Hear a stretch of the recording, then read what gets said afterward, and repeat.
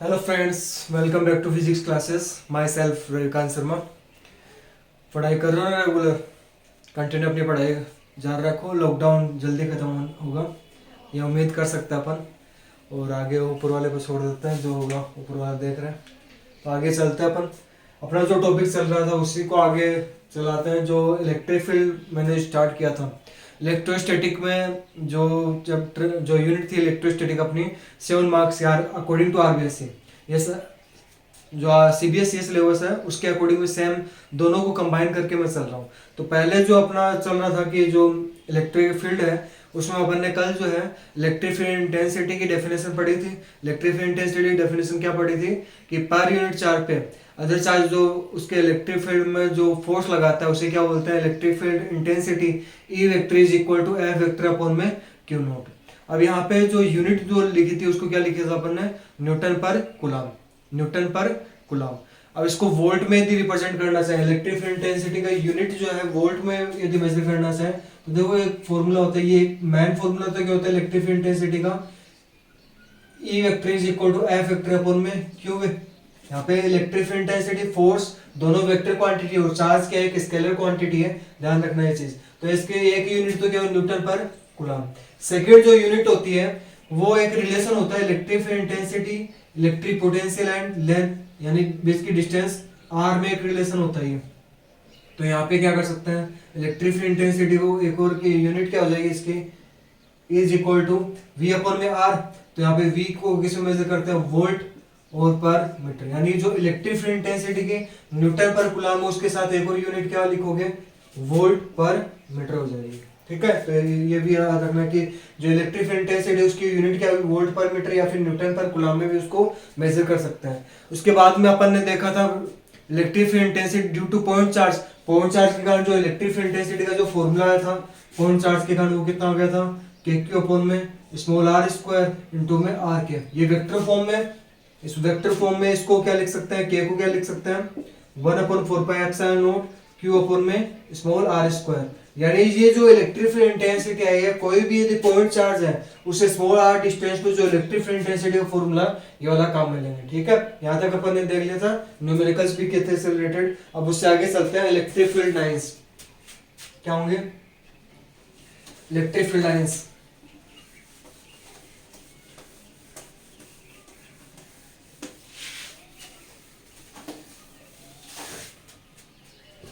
Electric field lines, electric field lines. Electric field lines क्या होंगी, electric field lines जो charges क्या करते हैं, या तो स्टेबल पोजीशन में होंगे तब तो क्या होगी, इलेक्ट्रिक फील्ड प्रोड्यूस होगा उससे। यदि चार्ज मूव कर रहा है तो उसके साथ इलेक्ट्रिक फील्ड के साथ ही क्या होगा, मैग्नेटिक फील्ड भी जनरेट होगा। अब मान लेते हैं यदि कोई चार्ज है, पॉजिटिव चार्ज क्या कर रहा है, मूव कर रहा है। पॉजिटिव चार्ज क्या कर रहा है, मूव कर रहा है, अपने पथ पे मूव कर रहा है। तो इस पथ से बनने वाले जो इमेजरी लाइंस होंगी, इस पथ से बनने वाले जो इमेजरी लाइंस होंगी उन्हें वो क्या बोलते हैं, इलेक्ट्रिक फील्ड लाइंस। तो इलेक्ट्रिक फील्ड लाइंस क्या होंगी, इलेक्ट्रिक फील्ड लाइंस क्या करते हैं, जो पॉजिटिव चार्ज है उसके पथ को क्या करेंगे, रिप्रेजेंट करेंगे। कौन सी, इलेक्ट्रिक फील्ड लाइंस किसको रिप्रेजेंट करेंगे, पॉजिटिव जो चार्ज उसके पथ को जो इमेजरी लाइंस रिप्रेजेंट करते हैं उन्हें क्या बोलेंगे, इलेक्ट्रिक फील्ड लाइंस। अब इलेक्ट्रिक फील्ड लाइंस कैसे भी हो सकती हैं, स्ट्रेट लाइन में भी हो सकती है, कर्व फॉर्म में भी हो सकती है, कोई से फॉर्म में हो सकती है। तो इसके आप प्रॉपर्टी देखते हैं कि इसकी जो करेक्टरिस्टिक्स है वो क्या होंगे। फर्स्ट करेक्टरिस्टिक्स देखो, इसमें यदि कोई पॉजिटिव चार्ज है उससे इलेक्ट्रिक फील्ड लाइंस क्या होंगे, बाहर की तरफ निकलेंगे। Electric field lines positive charge से बाहर की तरफ निकलती हैं। ऐसे जब नेगेटिव चार्ज आ जाए, नेगेटिव, अब मैंने क्या बताया, जो इलेक्ट्रिक फील्ड लाइंस है किसका पथ होता है, किसका स्ट्रेट पथ होगा, जो पॉजिटिव चार्ज है उसका स्ट्रेट पथ होगा। तो यहाँ पे नेगेटिव चार्ज की तरफ क्या हो जाएंगी, पॉजिटिव चार्ज से इलेक्ट्रिक फील्ड लाइंस की तरफ बाहर के साइड में होंगे और नेगेटिव चार्ज की तरफ होगी, यानी अट्रैक्शन नेचर का फॉर्म में ऐसे रिप्रेजेंट करेंगे। ठीक है, तो ये इसकी फर्स्ट प्रॉपर्टी होगी कि जो इलेक्ट्रिक फील्ड लाइंस है वो हमेशा पॉजिटिव चार्ज से तो बाहर की तरफ निकलती है और नेगेटिव चार्ज की तरफ आती है। तो ये फर्स्ट प्रॉपर्टी होगी सर। इसकी जो सेकंड प्रॉपर्टी है वो सेकंड प्रॉपर्टी क्या है, सेम ऐसी प्रॉपर्टी, यदि टू डिफरेंट चार्जेस है, पॉजिटिव सेकंड नेगेटिव, तो उस पर इलेक्ट्रिक फील्ड इंटेंसिटी को कैसे रिप्रेजेंट करेंगे, ये प्रॉपर्टी उसमें लगाएंगे। क्या बोलेंगे इसमें कि जो इलेक्ट्रिक फील्ड लाइंस है वो जो पॉजिटिव चार्ज है उससे तो बाहर निकलती है और नेगेटिव चार्ज की तरफ जाती है, तो ऐसे इस फॉर्म में, कर्व फॉर्म में रिप्रेजेंट करेंगे इसको। ठीक है, ऐसे कर्व फॉर्म में इसको रिप्रेजेंट कर देंगे, ऐसे ये वाला। ठीक है, तो यहाँ पे ये हो गया फर्स्ट सेकंड जो प्रॉपर्टी है। आगे बात समझ में, ऐसे। ठीक है, ऐसे ही ये तो कब होगा जब टू डिफरेंट चार्जेस दे रखे हैं, तो ऐसा कर्व बनेगा। यदि सेम चार्ज दे रखे, चाहे पॉजिटिव ले लो चाहे नेगेटिव ले लो, टू सेम चार्जेस है, टू सेम चार्जेस के कारण जो इलेक्ट्रिक फील्ड लाइन ड्रॉ होंगी वो इस फॉर्म में ड्रॉ हो जाएंगी।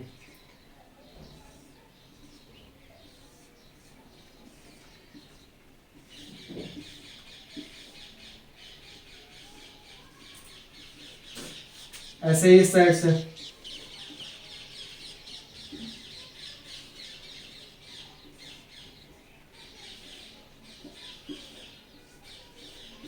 सेम यदि चार्जेस दे रखे हैं तब तो ये वाली प्रॉपर्टी होगी, मतलब ऐसे डायग्राम शो होगा सेम चार्जेस के लिए। और यदि डिफरेंट साइन है तब ऐसा डायग्राम शो होगा इलेक्ट्रिक फील्ड लाइंस का।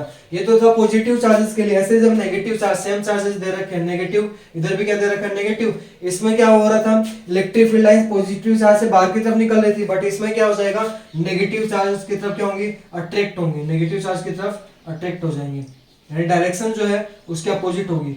डायग्राम तो वैसा ही बनेगा लेकिन जो डायरेक्शन जो है वो क्या हो जाएगी, चेंज हो जाएगी। किसके लिए, नेगेटिव चार्ज के लिए। किसके लिए, नेगेटिव चार्ज के लिए। ऐसे इसमें होगा, ये वाला हो जाएगा। ठीक है, ये तो है पॉजिटिव चार्ज के लिए इलेक्ट्रिक फील्ड लाइंस, और ये नेगेटिव चार्ज। पॉजिटिव चार्ज से इलेक्ट्रिक फील्ड लाइंस क्या होती है, सॉरी, पॉजिटिव चार्ज के लिए इलेक्ट्रिक फील्ड लाइंस क्या होंगी, बाहर की तरफ मूव करेंगे, और नेगेटिव चार्ज की तरफ उस साइड में आएंगी। तो अभी देखो यदि कोई भी मतलब सेम चार्जेस आ रहे हैं तो उनके लिए इलेक्ट्रिक फील्ड लाइंस ऐसे शो करेंगे, तो उनके बीच में देखो ये स्पेस खाली पड़ा है, तो यहाँ पे कोई भी इलेक्ट्रिक फील्ड लाइंस प्रेजेंट नहीं है। तो ऐसे जो स्पेस है उसको क्या बोलेंगे, न्यूट्रल स्पेस, या फिर इस रीजन को क्या बोलेंगे, न्यूट्रल रीजन। जहाँ पे जो है इलेक्ट्रिक फील्ड लाइंस प्रेजेंट नहीं रहती उनको क्या बोलते हैं, न्यूट्रल रीजन। क्या बोलेंगे, न्यूट्रल रीजन। उस रीजन को क्या बोलेंगे, न्यूट्रल रीजन। यहाँ पे भी न्यूट्रल रीजन होगा और यहाँ पे भी क्या होगा, न्यूट्रल रीजन।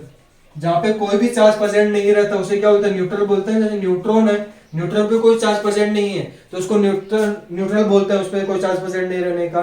ऐसे यहाँ पे पॉइंट्स जो है, यदि टू सेम चार्जेस एक दूसरे पास है तो इलेक्ट्रिक फील्ड लाइन जिस पॉइंट से, जिस रीजन से पास नहीं होगी उसे क्या बोलते हैं, न्यूट्रल रीजन। दोनों के लिए न्यूट्रल रीजन होगा। नेक्स्ट जो अपन देखें इसकी टू प्रॉपर्टीज तो ये हो गई।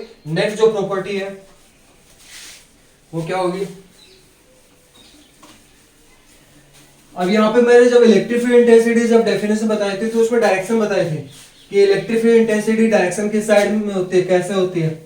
तो कैसे होगी इलेक्ट्रिक फील्ड इंटेंसिटी, डायरेक्शन क्या हो जाएगी, पॉजिटिव टर्मिनल से नेगेटिव टर्मिनल की तरफ, यानी पॉजिटिव चार्ज से नेगेटिव चार्ज की तरफ इलेक्ट्रिक फील्ड इंटेंसिटी क्या होगी, डायरेक्शन होगी।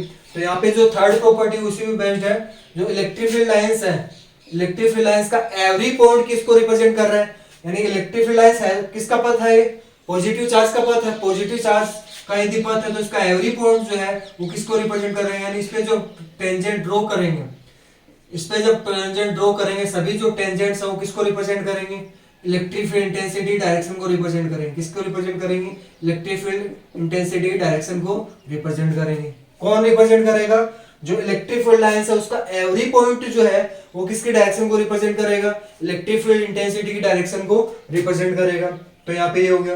नेक्स्ट इसकी जो फोर्थ प्रॉपर्टी है वो क्या होगी, यदि टू इलेक्ट्रिक फील्ड लाइंस, एक तो ये है और एक ही है, यदि टू इलेक्ट्रिक फील्ड लाइंस एक दूसरे को किसी एक वन कॉमन पॉइंट पे इंटरसेक्ट करें तो वो पॉसिबिलिटी नहीं होगी, यानी कभी भी इलेक्ट्रिक फील्ड लाइंस इंटरसेक्ट नहीं करते, एक दूसरे को कट नहीं करते, किसी भी कॉमन पॉइंट पे एक दूसरे को इंटरसेक्ट नहीं करेंगे। क्यों नहीं करेंगे, यहाँ पे एक कॉमन पॉइंट हो गई, जैसे ये वाला रे तो ले ली इलेक्ट्रिक फील्ड लाइन ए, और ये कौन सी ले ली, बी। ये इलेक्ट्रिक फील्ड लाइंस ए है और ये इलेक्ट्रिक फील्ड लाइंस बी है। इनका जो कॉमन पॉइंट जहाँ पे ये एक दूसरे को इंटरसेक्ट कर रहे हो पॉइंट ओ ले लिया। अब यहाँ पे अपन यदि देखें तो अपन अभी ये जो प्रॉपर्टी पढ़ी उसका यदि काम में ले, यूज यदि ले, तो ये क्या रिप्रेजेंट करेगा कि यहाँ पे क्या होगा, इलेक्ट्रिक फील्ड लाइन एक तो इस डायरेक्शन में होगी, ये तो किसके कारण है, ए के कारण, इलेक्ट्रिक फील्ड इंटेंसिटी डायरेक्शन, और सेम इस साइड में इलेक्ट्रिक फील्ड इंटेंसिटी डायरेक्शन ये हो जाएगी। ये इसकी क्या हो जाएगी, फोर्थ प्रॉपर्टी है। अब यहाँ पे मैंने क्या बोला, इलेक्ट्रिक फील्ड लाइंस कभी भी एक दूसरे को इंटरसेक्ट नहीं करेंगी, यानी कि पॉसिबिलिटी नहीं होगी। क्यों नहीं होगी, रीजन क्या है इसके पीछे, कि एक कॉमन पॉइंट पे जो है इलेक्ट्रिक फील्ड इंटेंसिटी डायरेक्शन क्या है, अपोजिट मूव कर रही है, इस डायरेक्शन मूव कर रहा है और ये वाला इस डायरेक्शन मूव कर रहा है, तो ये पॉसिबल नहीं होगा। यानी एक कॉमन पॉइंट के लिए कभी भी two electric field lines show नहीं होती, मतलब electric field intensity direction show नहीं होती। ऐसा पॉसिबल थोड़ी ना है कि एक चार्ज क्यू है, ये इसकी इलेक्ट्रिक फील्ड इंटेंसिटी डायरेक्शन ये भी हो और ये वाला भी हो, पॉसिबल नहीं है ना। तो ये वाला पॉसिबल नहीं हो, ये वाला पॉसिबल नहीं है कभी। उसका मतलब क्या है, कभी भी टू इलेक्ट्रिक फील्ड लाइन एक दूसरे को इंटरसेक्ट नहीं करेंगे। ठीक है, ये इसकी फोर्थ प्रॉपर्टी थी। इसके अलावा और जो मेन प्रॉपर्टी है यही होंगी, और तो कुछ मतलब जो मेन प्रॉपर्टीज जो थी वो यही होंगी। ठीक है, और यदि प्रॉपर्टी ध्यान में आएगी तो बता दूंगा इससे रिलेटेड। ठीक है, इलेक्ट्रिक फील्ड लाइन से रिलेटेड मेन जो प्रॉपर्टी थी यही थी।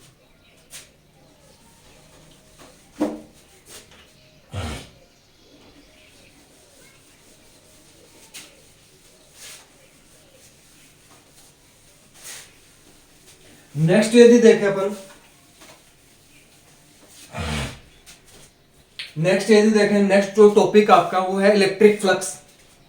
वो क्या होगा, इलेक्ट्रिक फ्लक्स। ये टॉपिक एक दूसरे से कनेक्टेड है। पहले वाला जो टॉपिक पढ़ा था मैंने, अभी जो पढ़ा है वो इलेक्ट्रिक फील्ड लाइंस था, वो किससे रिलेटेड था, इलेक्ट्रिक चार्ज से रिलेटेड, जो पहले पढ़ लिया था।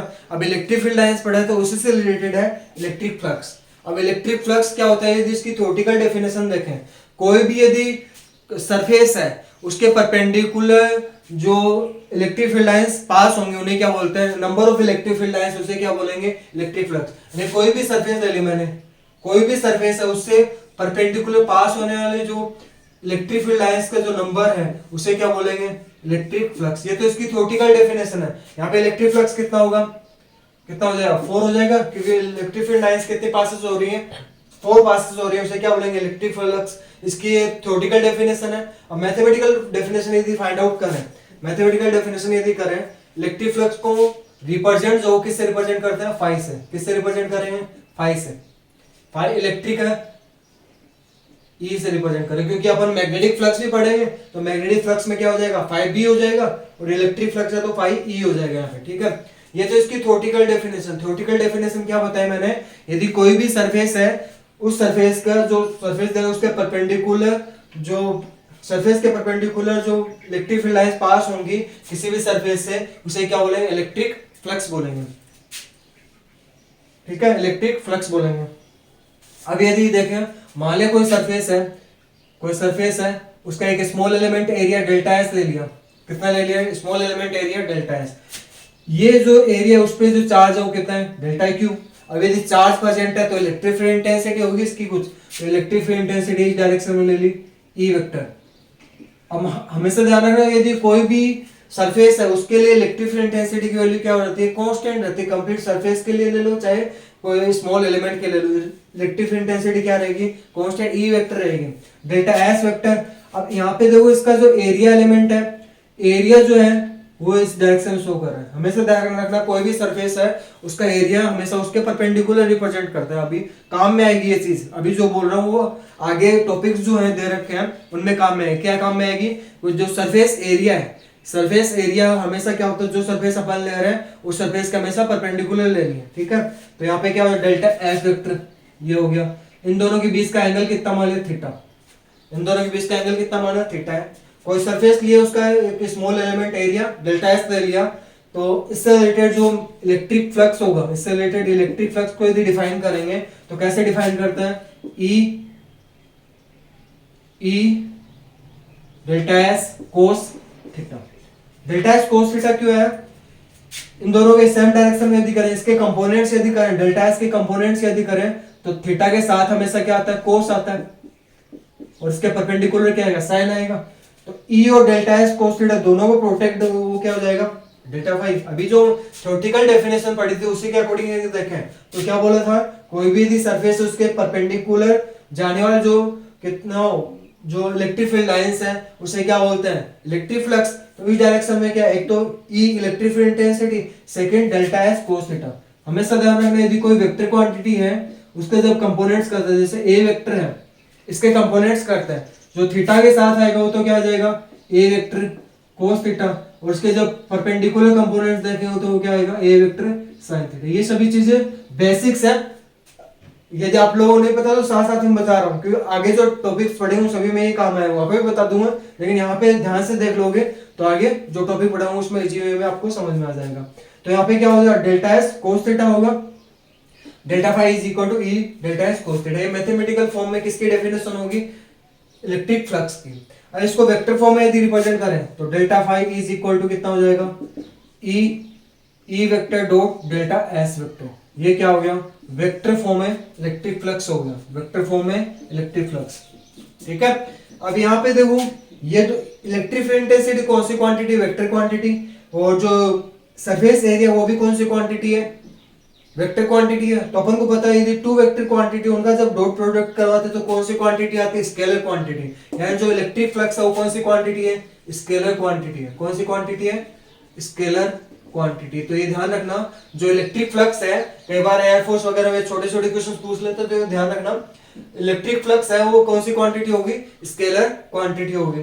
तो यहाँ पे ये स्केलर क्वांटिटी। अभी ये तो था स्मॉल एलिमेंट के लिए, किसके लिए था, स्मॉल एरिया के लिए। यदि कंप्लीट सरफेस के लिए यदि फाइंड आउट करना है तो क्या कैसे करेंगे, मैंने बताया था पहले भी, यदि स्मॉल एलिमेंट का कुछ फाइंड आउट करना है तो उसका करेंगे डिफरेंशिएशन, और यदि कंप्लीट का यदि फाइंड आउट करना है तब उसका क्या कर देंगे, इंटीग्रेशन। तो यहाँ पे इंटीग्रेशन कर दो, तो दोनों साइड में जब इंटीग्रेशन करोगे, इस साइड में भी इंटीग्रेशन कर दिया और इस साइड में भी जब इंटीग्रेशन करोगे तो कितना हो जाएगा, इसका इंटीग्रेशन।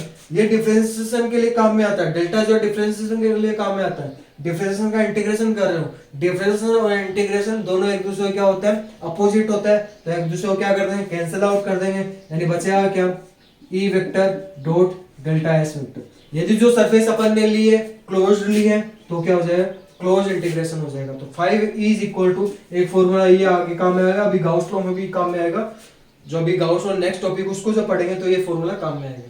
ठीक है, तो 5 is equal to E vector dot delta S vector. ये क्या आ गया, इलेक्ट्रिक फ्लक्स। अब इलेक्ट्रिक फ्लक्स की यदि यूनिट देखें, क्या यूनिट, मेन यूनिट जो होती है वो इलेक्ट्रिक फ्लक्स की किसमें मेजर करता है, वेबर में। इलेक्ट्रिक फ्लक्स को किसमें मेजर करेंगे, वेबर में, सॉरी वेबर तो मैग्नेटिक फ्लक्स के लिए होगा। यहाँ पे देखो इलेक्ट्रिक फ्लक्स है उसके लिए जो यूनिट है इन दोनों से निकाले। यहाँ पे पहले क्या दे रखा है, electric field intensity. Electric field intensity को क्या लिखो, न्यूटन पर कूलम। इलेक्ट्रिक फील्ड इंटेंसिटी की यूनिट क्या होती है, न्यूटन पर कूलम। कैसे आई, E vector is equal to F vector upon में क्या आ जाएगा, क्यू।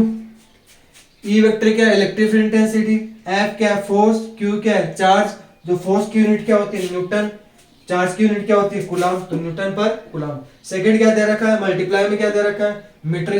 जो डेल्टा एस किसको रिप्रेजेंट कर रहा है, सरफेस एरिया को। सरफेस एरिया डेल्टा एस की फॉर्म में रिप्रेजेंट कर रहे हैं। और अपन को पता है कि जो सरफेस एरिया जो होता है वो इसकी यूनिट क्या होती है, मीटर स्क्वायर। तो यहाँ पे क्या कर दो, न्यूटन पर कूलम इनटू में क्या आ जाएगा, मीटर स्क्वायर।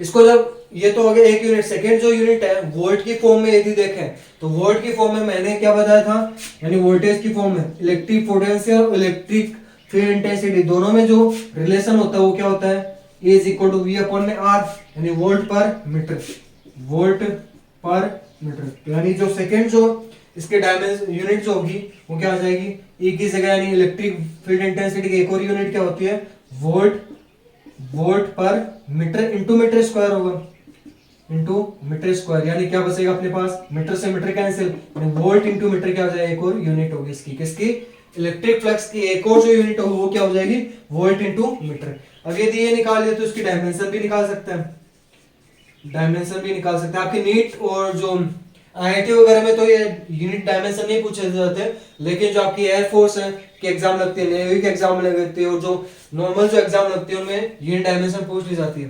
तो यहाँ पे क्या कर दोगे, वोल्ट इंटू मीटर। अब न्यूटन को क्या लिख सकते हैं, न्यूटन को पहले बताया था किसकी यूनिट है, फोर्स की यूनिट। फोर्स को डायमेंशन निकालने के लिए पहले बताया था कि डायमेंशन यदि निकालते हैं तो जो भी अपन को यूनिट दे रखी है पहले उसको फंडामेंटल यूनिट्स में कन्वर्ट कर दो। फंडामेंटल यूनिट्स कितनी होती हैं, 7 होते हैं। कितने होंगी, 7 होंगी। कौन कौन से होंगी, मास की यूनिट किलोग्राम, लेंथ की यूनिट मीटर, टाइम की यूनिट सेकेंड, करंट की यूनिट एम्पियर, और जब सब्सटेंस को मेजर करते हैं, सब्सटेंस का जब मास मेजर करते तो मोल में मेजर करेंगे, 5 तो ये होगी। उसके बाद में 6 जो है वो लाइट ऑफ इंटेंसिटी ल्यूमेन में रिप्रेजेंट करेंगे, और लास्ट वाली जो है वो क्या हो, कैंडेला। तो ऐसे 7 जो है वो फंडामेंटल यूनिट्स में कन्वर्ट करना होता है। न्यूटन है, न्यूटन को क्या लिख सकते हैं, किलोग्राम। मास को किस में मेजर करें, किलोग्राम में, और एक्सेलरेशन किस में, मीटर अपॉन में सेकंड स्क्वायर। यानी जो यूनिट हो जो होगी इसकी कितनी हो जाएगी, किलोग्राम इंटू में metre, metre into metre square कितना हो जाएगा, मीटर क्यूब अपॉन में सेकंड स्क्वायर। ये तो था न्यूटन इंटू मीटर स्क्वायर को सोल्व करके राइट कर दिया।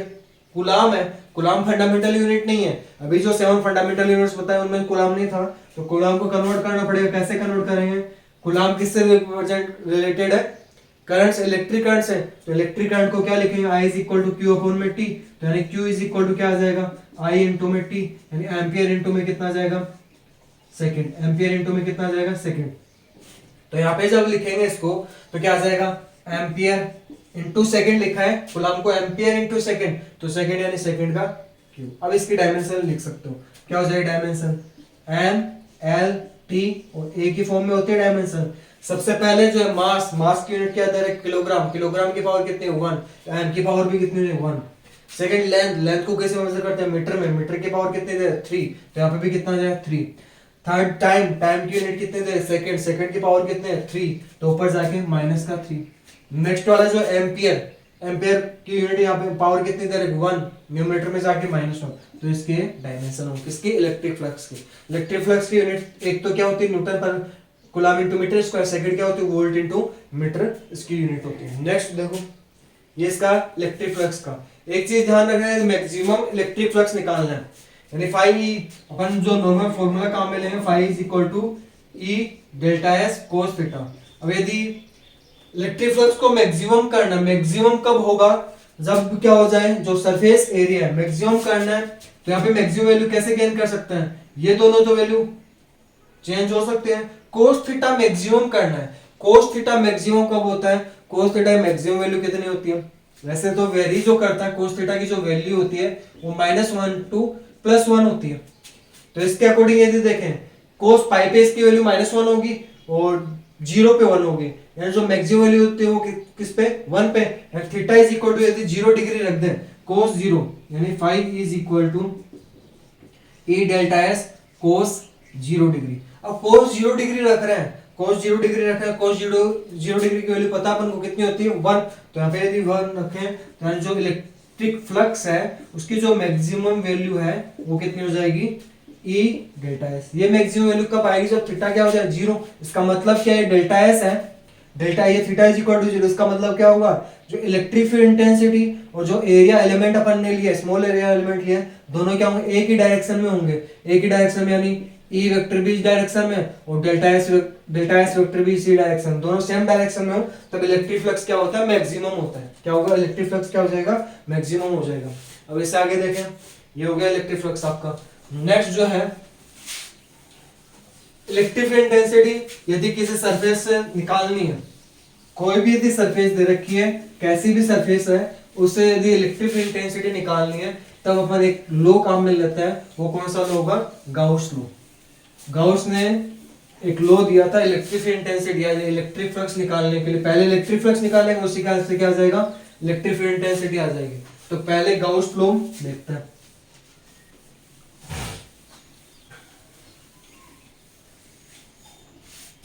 देखो इसमें नेक्स्ट जो टॉपिक आपका वो है गाउस लो।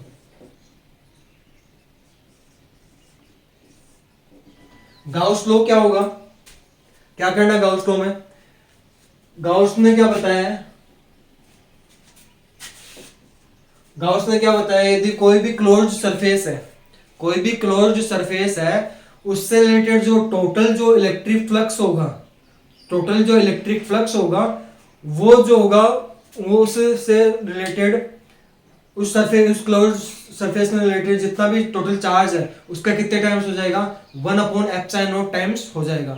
यानी कोई भी यदि क्लोज्ड सरफेस है उससे रिलेटेड जो फ्लक्स है, इलेक्ट्रिक जो फ्लक्स है, वो क्या हो जाएगा, टोटल चार्ज जो उस सरफेस पर प्रेजेंट रहेगा उसका कितने टाइम्स होगा, 1/ε0 टाइम्स होगा। कहने का मतलब क्या है, जो टोटल चार्ज है समेशन की, उसका कितने टाइम्स होगा, 1/ε0 टाइम्स होगा। इसे क्या बोलते हैं, गाउस लो। गाउस लो ये होगा। गाउस लॉ क्या है, यदि कोई भी क्लोज्ड सरफेस है, क्लोज्ड सरफेस से रिलेटेड जो इलेक्ट्रिक फ्लक्स है वो क्या हो जाएगा, उस सरफेस से रिलेटेड टोटल चार्ज का कितने टाइम्स होगा, 1/ε0 टाइम्स होगा। ये इसे क्या बोलते हैं, गाउस लॉ बोलेंगे। ये हो गया इसका मैथमेटिकल फॉर्म में, और थ्योरेटिकल फॉर्म दोनों सेम ही है। अब यहाँ पे देखो इलेक्ट्रिक फ्लक्स निकाला है, इलेक्ट्रिक फ्लक्स की अभी तो मैथमेटिकल डेफिनेशन पढ़ी थी अपन ने। इलेक्ट्रिक फ्लक्स की मैथमेटिकल डेफिनेशन क्या थी, phi is equal to E vector dot ds vector, ये देखा था अपन ने। यदि कोई क्लोज्ड सरफेस है उससे रिलेटेड इलेक्ट्रिक फ्लक्स ये होगा। अब ये इन दोनों से कंबाइन यदि फॉर्म में लिखे हैं दोनों को तो क्या हो जाएगा, इस फॉर्म में लिख सकते हैं अपन, ये आगे काम में आएगा, तो ध्यान रखना। ये जो अभी एप्लीकेशंस पढ़े हैं गाउस लॉ के एप्लीकेशन इलेक्ट्रिक फील्ड इंटेंसिटी निकालने के लिए, तो इससे रिलेटेड ये फॉर्मूला काम में लेंगे, दोनों कंपैरिजन करवा के फिर निकालेंगे। अब देखो समेशन q अपॉन में एप्सिलॉन नॉट हो गया। अब इलेक्ट्रिक गाउस लॉ को यदि डेराइव करें, फर्स्ट थिंग तो इसमें ध्यान रखना, जो गाउस लॉ होगा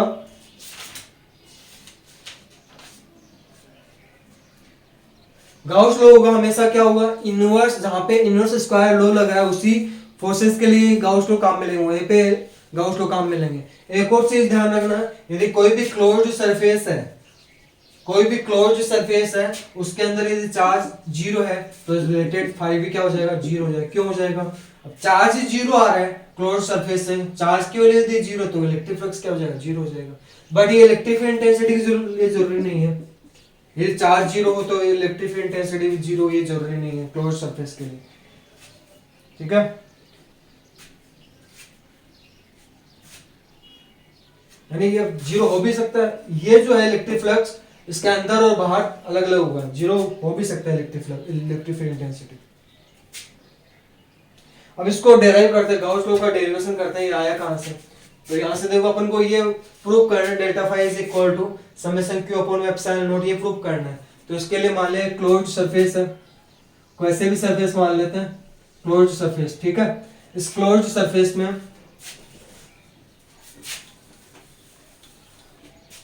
इस क्लोज्ड सरफेस में कैसे भी सरफेस ले ली, इस क्लोज्ड सरफेस से रिलेटेड इलेक्ट्रिक फ्लक्स निकालना है ना अपन को, तो इलेक्ट्रिक फ्लक्स यदि निकालेंगे तो इसमें यहाँ पे स्मॉल एलिमेंट मानना पड़ेगा, पॉइंट चार्ज मान लेते हैं, पॉइंट ओ पे एक पॉइंट चार्ज क्यू है, ठीक है। इससे रिलेटेड अपन को क्या करना है, ये सरफेस है, पॉइंट चार्ज क्यू रखा हुआ है। अब इससे रिलेटेड स्मॉल एलिमेंट लिए,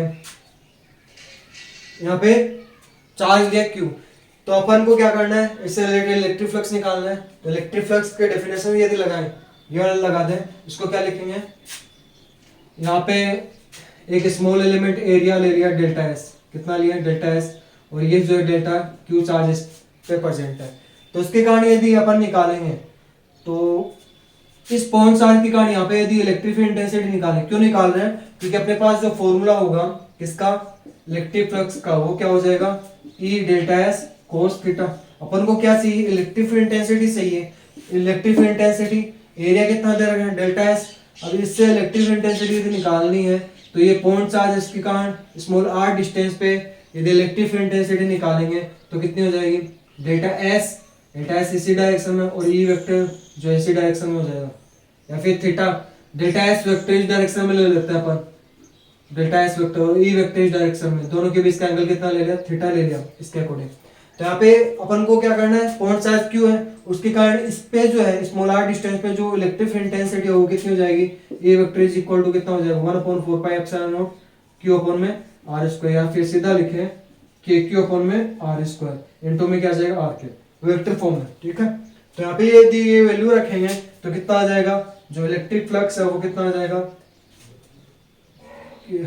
1/4 पाई एप्सिलॉन नॉट क्यू अपॉन में आर स्क्वायर, क्यू अपॉन में आर स्क्वायर, इनटू में क्या आ जाएगा डेल्टा एस कोस थीटा, ठीक है, इनटू में आर के रहने दो फिर।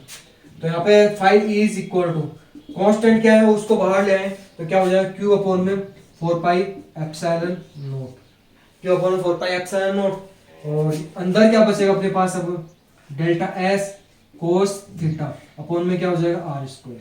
अब ये जो वैल्यू आई है delta S cos theta upon r square क्या होता है, ये फिक्स वैल्यू होती है। कोई भी यदि सॉलिड ऑब्जेक्ट दे रखा है उसके लिए 11th क्लास में आपने पढ़ा होगा सॉलिड एंगल, क्या पढ़ा होगा, सॉलिड एंगल, सॉलिड एंगल पड़ा होगा। सॉलिड एंगल की जो वैल्यू होती है उसको रिप्रेजेंट तो किससे करते हैं, डी ओमेगा से, और delta S cos theta upon में क्या हो जाएगा, आर स्क्वायर। ये होता है सॉलिड एंगल। और सॉलिड एंगल किसी भी सॉलिड ऑब्जेक्ट के लिए सॉलिड एंगल की वैल्यू होती है 4 पाई। सॉलिड एंगल की वैल्यू क्या होगी, 4 पाई होगी, 2 पाई नहीं होगी। 2 पाई तो ओनली 2 डायमेंशन है, जैसे 3 डायमेंशन यदि ऑब्जेक्ट ले रहे हैं तो उसमें सॉलिड एंगल कैसे होगा, यदि इस साइड में ये तो अक्स वाई एक्सिस पे होगा, अक्स जेड एक्सिस पे, इस साइड में भी तो होगा, यानी ऐसे, यानी टोटल एंगल जो होगा वो कितना हो जाएगा, 4 पाई होगा। तो यानी 4 फाई इज इक्वल टू जो इलेक्ट्रिक फ्लक्स है वो कितना हो जाएगा, क्यू अपॉन में 4 पाई एप्सिलॉन नॉट। यहाँ पे जो सॉलिड एंगल है उसकी जो वैल्यू होती है, इंटीग्रेशन की जो वैल्यू होती है सॉलिड एंगल की टोटल, वो कितनी होती है, 4 पाई। तो 4 पाई से 4 पाई कैंसिल आउट हो जाएगा, यानी जो इलेक्ट्रिक फ्लक्स है वो कितना आ जाएगा, क्यू अपॉन में एप्सिलॉन नॉट आ जाएगा। ये क्या आ गया, गाउस लॉ का डेरिवेशन हो गया। टोटल जो इलेक्ट्रिक चार्ज मान है इसमें क्लोज सरफेस में कितना मान है, क्यू मान है। डायरेक्ट भी कर सकते हैं, डायरेक्ट कैसे, यहां पे कर ले अपन, यदि इसको स्पेयर मान लें, ये क्या मान लें, स्पेयर मान लें, ये तो अदर कोई सरफेस मानी है उसके लिए डिफरेंट होगा। गाउस लॉ यदि सीधा डेराइव करना है,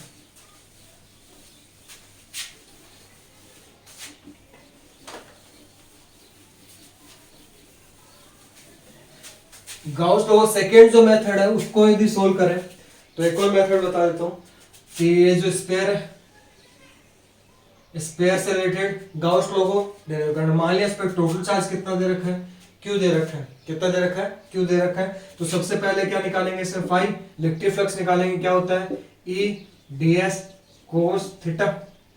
अब मान लेते हैं जो ये दे रखा है यहाँ पे, ये इस पे भी चार्ज कितना रहेगा, प्रत्येक पे जो पॉइंट दे रखा है इस स्पेयर का, इस पे चार्ज कितना होगा, स्मॉल क्यू। यहाँ पे स्मॉल एलिमेंट अपन ने क्या ले रखा है, डीएस, इससे स्मॉल आर डिस्टेंस पे डीएस एलिमेंट हो गया।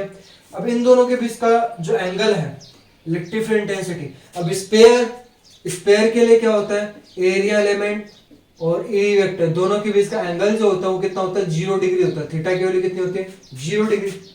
तो cos थीटा cos 0 की वैल्यू कितनी होगी, 1, यानी क्या बचेगा, ओनली ई डी एस। साथ में इंटीग्रेशन का साइन भी तो काम मिलेंगे, ठीक है। अब यहाँ पे cos 0 की वैल्यू कितनी होती है, 1 होती है। सेकंड देखो, अब इसमें इलेक्ट्रिक फील्ड इंटेंसिटी किसके कारण, पॉइंट चार्ज के कारण कितनी होगी, के क्यू अपॉन में आर स्क्वायर, या फिर 1 अपॉन में 4 pi epsilon not, 1 upon 4 pi epsilon naught q upon में आर स्क्वायर। ये वैल्यू यहाँ पे रख दें तो क्या बचेगा अपने पास, 1 अपॉन में 4 pi epsilon naught q upon में आर स्क्वायर इनटू में क्या है, डीएस। ये पूरा ये क्या आ जाएगा, बाहर आ जाएगा, ओनली डिफरेंस किसके रेस्पेक्ट में करना है, सरफेस एरिया के रेस्पेक्ट में। तो क्या बचेगा, बाहर क्या आ जाएगा, क्यू अपॉन में 4 pi epsilon naught r square, अंदर इंटीग्रेशन के अंदर क्या बचेगा, ये क्लोज्ड सरफेस है, इंटीग्रेशन के अंदर क्या बचेगा, डीएस बचेगा। यानी कि जो इलेक्ट्रिक फ्लक्स है स्पेयर से रिलेटेड वो कितने हो जाएगी, इलेक्ट्रिक फ्लक्स की जो वैल्यू है क्यू अपॉन में 4 पाई आर स्क्वायर एप्सिलॉन नॉट। अब ये देखो डीएस दे रखा है, डीएस का इंटीग्रेशन करना है, क्लोज्ड इंटीग्रेशन करना है। डीएस तो अपन ने स्मॉल एलिमेंट एरिया लिया था इस स्पेयर का, अब कंप्लीट का क्या करना है, इंटीग्रेशन का मतलब क्या होता है, कंप्लीट सरफेस आ जाए, कंप्लीट सरफेस का जो एरिया है वो कितना हो जाएगा, स्पेयर का एरिया कितना होता है, 4 पाई आर स्क्वायर, कितना होता है, 4 पाई आर स्क्वायर। तो यहाँ से देखो 4 पाई आर स्क्वायर से 4 पाई आर स्क्वायर कैंसिल आउट, यानी जो फाई है, जो इलेक्ट्रिक फ्लक्स वो कितनी आ जाएगी, क्यू अपॉन में एप्सिलॉन नॉट। ये क्या है, गाउस लॉ। दोबारा से देख लेना कि कोई भी यदि स्पेयर ले लिया, उस पे एक पॉइंट चार्ज माना, सेंटर पे एक पॉइंट चार्ज स्मॉल क्यू है, टोटल पे यदि स्मॉल चार्ज ले रहे हैं तो इस पे सेंटर पे भी कितना मान लेते हैं, स्मॉल क्यू। इससे स्मॉल आर डिस्टेंस पे एक स्मॉल एलिमेंट एरिया डीएस लिया। तो स्पेयर पे क्या होता है, जो इलेक्ट्रिक फील्ड इंटेंसिटी डायरेक्शन और एरिया एलिमेंट दोनों क्या होते हैं, सेम डायरेक्शन में होता है। सेम डायरेक्शन में होने के कारण उनके बीच में एंगल कितना होगा, 0 डिग्री। cos 0 डिग्री की वैल्यू कितनी होती है, 1 होती है।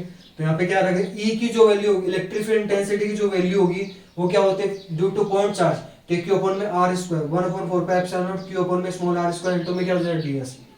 Q upon 4 pi epsilon naught square r square बाहर ले लिया, डीएस का इंटीग्रेशन करना है। डीएस का इंटीग्रेशन मतलब डीएस तो स्मॉल एलिमेंट एरिया था, इसका इंटीग्रेशन यानी कंप्लीट जो स्पेयर है उसका एरिया।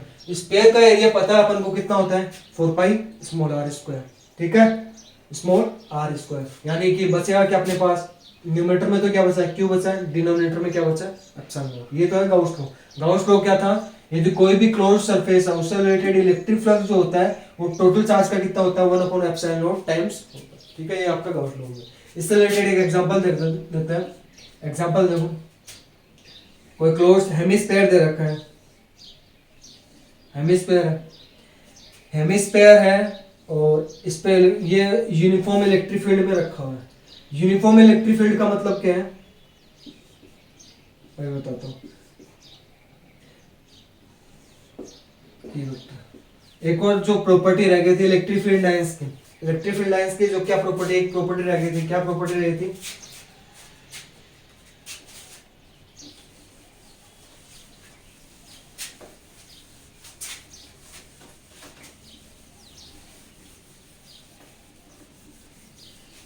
उस प्रॉपर्टी को यहाँ पे काम में लेंगे, देखना।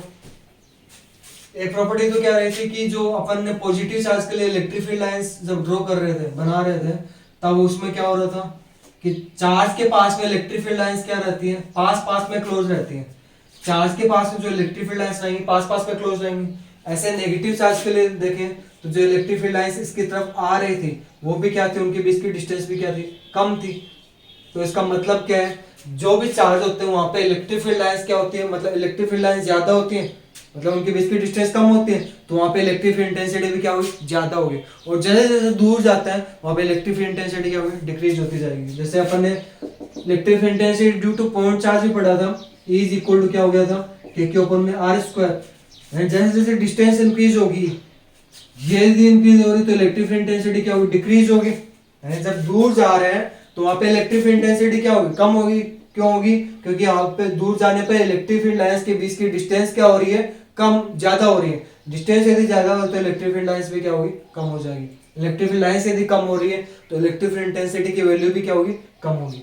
सेम ऐसे ही क्या करना है, यदि ये कम है यानी डिस्टेंस कम है, चार्जेस के पास आए तो इलेक्ट्रिक फील्ड लाइंस के बीच की डिस्टेंस क्या है, कम है, तो वहां पे इलेक्ट्रिक फील्ड इंटेंसिटी क्या होगी, ज्यादा होगी।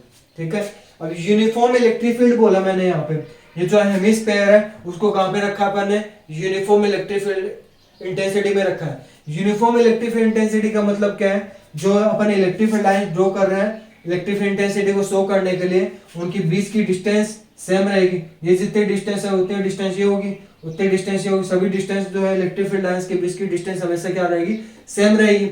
सेकेंड थिंग क्या होता है यूनिफॉर्म इलेक्ट्रिक फील्ड में, कि जो इलेक्ट्रिक फील्ड लाइन ड्रॉ करते हो हमेशा क्या होंगे, पैरेलल होंगे। किसमें, यूनिफॉर्म इलेक्ट्रिक फील्ड में।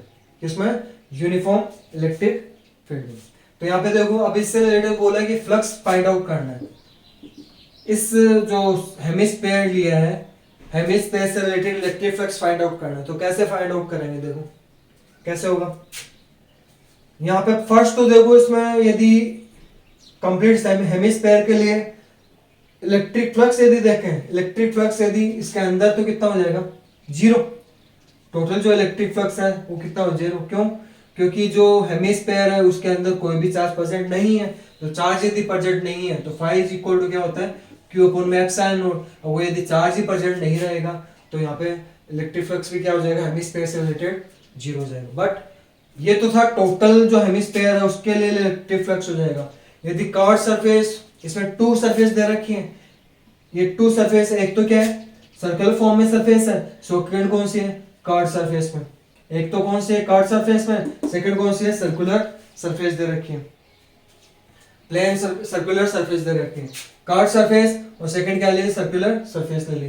तो यानी जो हेमिस्फीयर से रिलेटेड जो इलेक्ट्रिक फ्लक्स है उसको टू पार्ट्स में डिवाइड कर सकते हैं। फर्स्ट तो क्या लिखेंगे इसमें, एक तो कर्व सरफेस और सेकंड क्या हो जाएगी, प्लेन सरफेस। कर्व सरफेस तो मैंने ये वाली मानी है, ठीक है, और प्लेन सरफेस ये वाली मानी है। अब इसमें फॉर्मूला लगा दो, किसके लिए, फाई इज इक्वल टू क्या होता है, ई डी एस।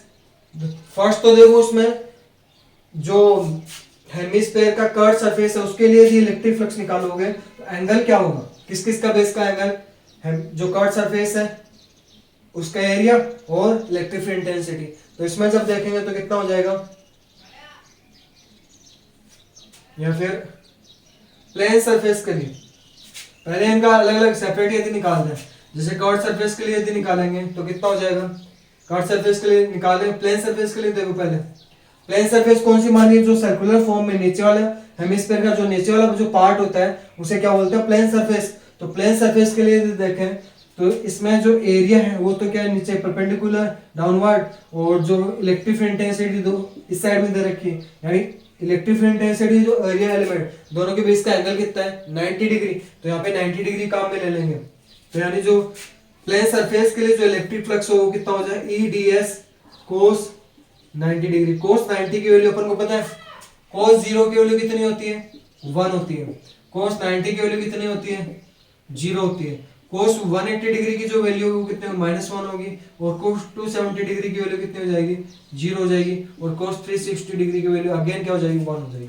ऐसे याद कर लो, 1 0 -1 0। ठीक है, तो ये हमेशा यही काम है ना, 4 वैल्यूज ही काम है कोस और साइन की। तो कोस 90 की वैल्यू यदि 0 तो ई डी एस 0, कोस 90 0, तो कंप्लीट वैल्यू कितनी हो जाएगी, 0 हो जाएगी। यानी प्लेन सरफेस है उसके लिए जो इलेक्ट्रिक फ्लक्स है वो कितना हो जाएगा, 0। वैसे टोटल फ्लक्स तो अपने पास कितना दे रखा है, जो हेमिस्फीयर है उसके लिए टोटल फ्लक्स कितना दे, 0। तो यहाँ पे ये 0 लिख दिया टोटल। अब यदि कर्व सरफेस का निकालना है, कर्व सरफेस का निकालना है, प्लेन सरफेस का अपन ने निकाल लिया, कितना निकाले, 0 इज इक्वल टू क्या हो जाएगा, 0। यानी कर्व सरफेस भी इस कंडीशन में क्या हो जाएगा, इलेक्ट्रिक फ्लक्स भी कितना होगा, 0 होगा। कर्व सरफेस और प्लेन सरफेस सिचुएशन में क्या हो जाएगा, 0। और सेकेंड सिचुएशन इसी को चेंज करते हैं।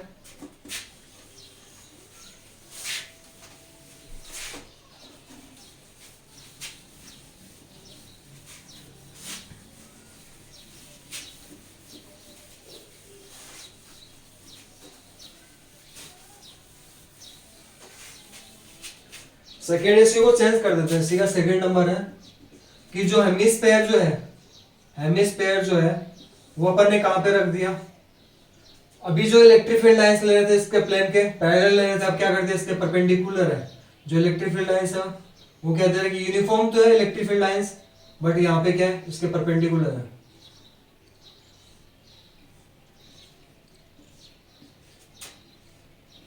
यूनिफॉर्म है। मैं ये गैप देखिए क्यों कर रहा हूँ, क्योंकि जो इलेक्ट्रिक फील्ड लाइंस है वो क्लोज सरफेस से पास नहीं हो रही। ठीक है, तो इससे रिलेटेड अपन को इलेक्ट्रिक फ्लक्स निकालना है। तो इलेक्ट्रिक फ्लक्स कैसे निकालेंगे वो देखो।